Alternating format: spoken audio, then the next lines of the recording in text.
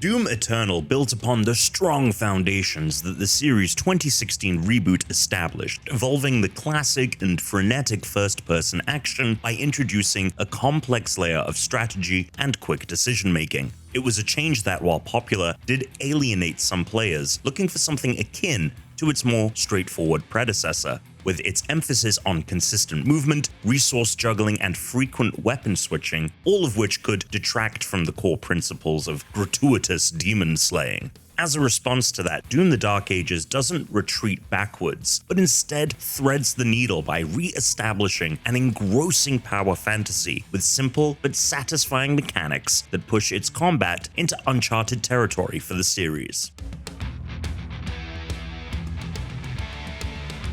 Doom: The Dark Ages puts a big emphasis on standing your ground in a fight rather than moving around it. To do this, you're permanently equipped with a shield that lets you parry enemy attacks and block incoming damage. It's a versatile tool that soaks up damage or redirects it with timely blocks and parries, giving you the ability to go toe-to-toe with far more enemies than before. In typical Doom fashion though, the best defense is often also an incredibly aggressive offense. Your shield is far more than a means to defend yourself, it's a weapon in every sense of the word. When you're not slicing a demon's head off with its chainsaw edges, you can bounce it between enemies or shatter armor that has been superheated by your bullets. It's a great tool for closing distance too, since it substitutes Eternal's air dash for a long-reaching shield bash that comes in handy across the larger battlefields. The shield locks onto distant targets, and at the press of a button, the Slayer launches towards enemies and obliterates them with devastating effect. For a series so hyper-focused on its array of weaponry, it's curious to have the biggest change come in the form of a defensive addition. But with the variety the shield alone adds to the existing formula, it's an addition that will be difficult to move on from. You'll still have to manage how you kill demons in order to keep your health and ammo topped up, but the importance of this has been de-emphasized when compared to Doom Eternal. Instead, the focus shifts towards a rhythm that arises from balancing parries and melee attacks in equal measure. You're given powerful attacks that you can deliver routinely with your fists and other melee weapons, all of which are tied to refresh timers that you can shorten by parrying incoming attacks. It's deeply satisfying to rush into the face of a towering demon with a shield bash, parry a string of attacks, and then deliver a flurry of your own in their dazed state. Each reverberating parry and subsequent crushing counterattack pauses the action ever so slightly to emphasize the impact of your actions, giving each skirmish a crunchy feel that never gets old.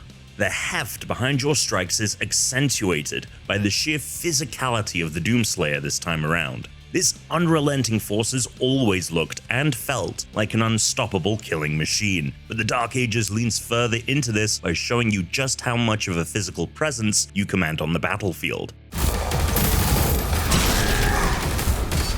Each jump down from a ledge is accompanied by an earth-shaking thud, turning nearby enemies into bits and pieces in a violent rendition of a superhero landing. It's immensely satisfying to announce yourself like this at the start of a larger fight, with the hordes in formation ahead of you almost visibly quivering in fear. This does mean, however, that movement feels slightly different too. You no longer get a double jump or air dash, further incentivizing you to pick your battles and stand your ground until it's done. That doesn't mean the Dark Ages is slow by any means, however. Doom has always been about blowing enemies away and quickly flicking your aim to take down the next, and the Dark Ages maintains that frenetic feel. It's just noticeably slower than that of Eternal, which can take a moment to adjust to, but feels perfectly tuned for the new tools you're given to play with in combat.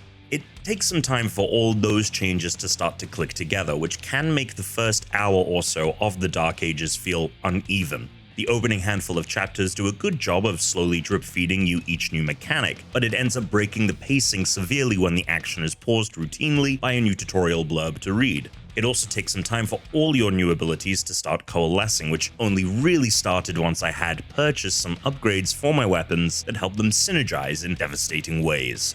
The eventual payoff is worth the wonky first steps though. Doom: The Dark Ages fully realizes its power fantasy when you start blowing away enemies without a sweat that were giving you some slight hassle just a few hours ago, letting you revel in the ways you've enhanced your abilities and weaponry with each passing encounter.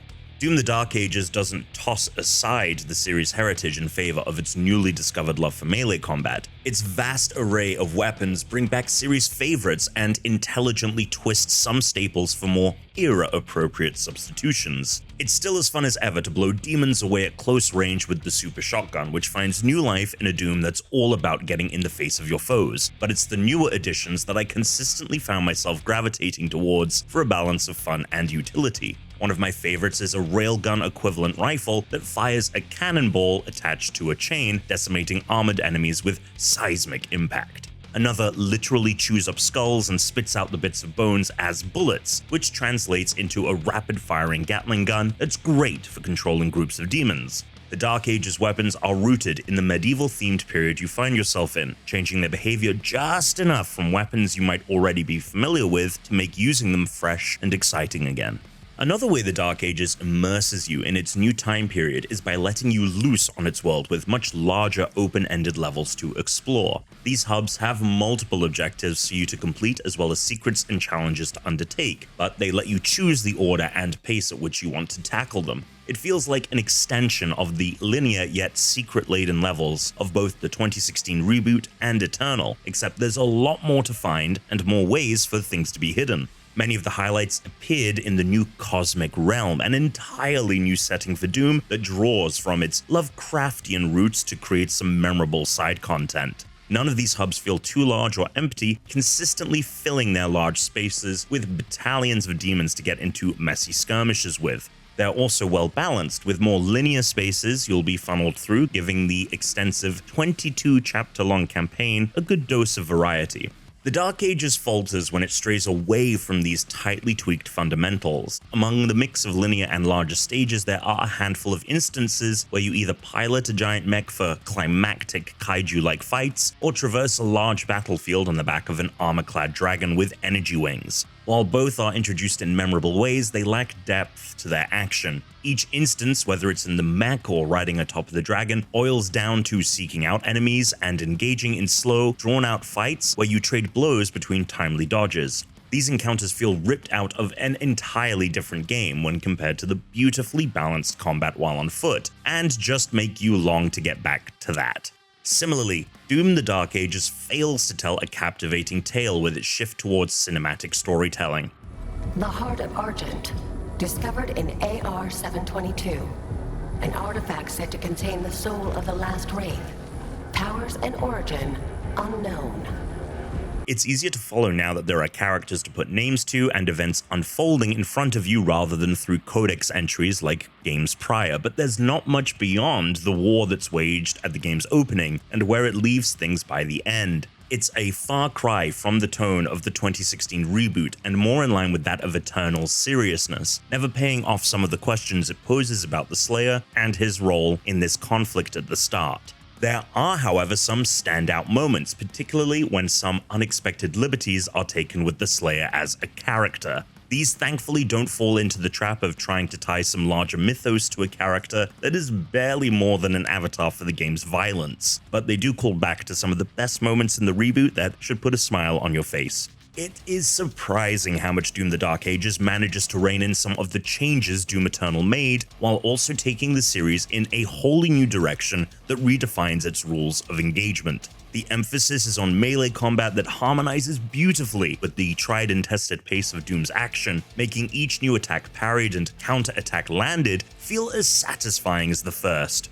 It's a finely tuned adventure that delivers the power fantasy of ripping and tearing through thousands of demons without losing an underlying complexity that makes each encounter engaging to blast through. Although it can falter at times when straying too far from those fundamentals, Doom the Dark Ages shows that there's still so much fertile ground that this series can explore, and that sometimes smart, measured changes can take the series in surprising new directions and yield some of its finest moments.